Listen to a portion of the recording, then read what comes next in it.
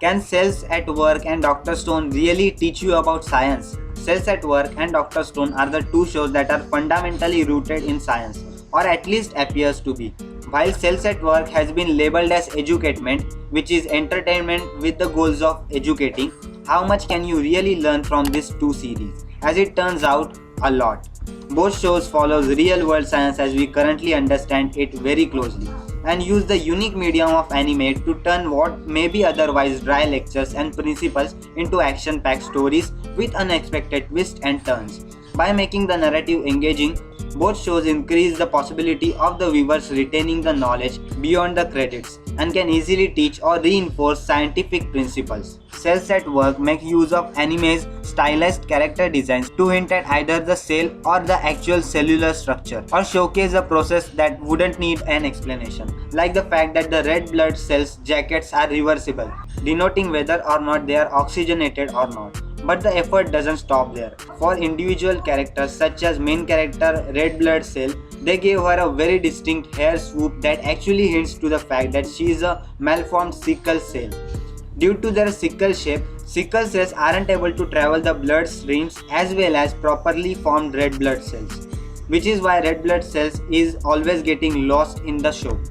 Beyond that, Cells at Work is probably one of the most accurately inaccurate depiction of the human's body's inner working, with both viruses and cells spurting anim blood when injured, making the WBC often look like a serial killer than the body's best defense. While one can question or laugh at this stylistic choice, it allows the fights to be memorable, making it more likely for people to stop and read the sometimes long freeze frames explaining the process that they can further appreciate what's happening on the screen. The show has even been determined to an accurate enough than in China. It's been assigned watching for a high school biology course. Meanwhile, in Dr. Stone, more hands-on research is necessary. He has perfectly memorized how to travel from the Stone Age to the current world in terms of scientific advancement. But now he just had to actually do it, which is easier said than done. Most of what happened is, as Senku would say, 10 billion percentage going to go over the most viewers' head to start. But the science he uses in his all type of inventions is completely legit, to the point that the show often has to break the fourth wall to remind viewers not to try this at home. Adding to the show's authenticity is the amount of failures Senku faces when recreating inventions. While he faces far less than any of us would, in reality, the scientific methods exist for a reason, and the trial and the error is the only way sometimes to create the progress. This actually assists the show both narratively and educationally, as it humanizes the character while simultaneously giving Senku an excuse to explain what went wrong in addition to what they are trying to do.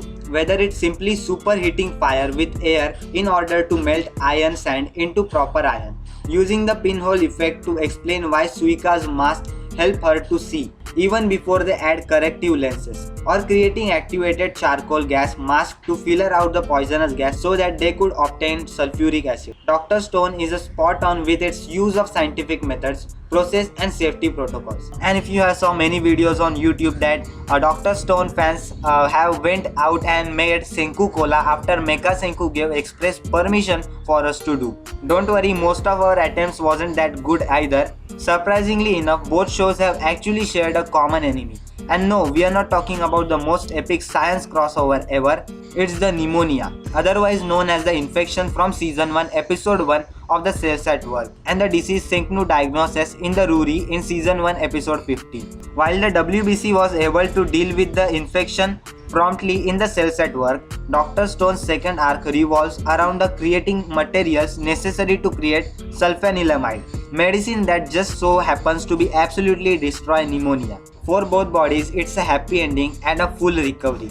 Both shows has also gotten some pretty high unofficial praise. All in all, if you are a biology or chemistry major studying for the test or need a brain break, go watch Cells at Work or Dr. Stone. You just may learn something useful for the rest of your life, and they have shown everything in such a way that you won't be able to forget till you die. Both series can currently be viewed on Crunchyroll.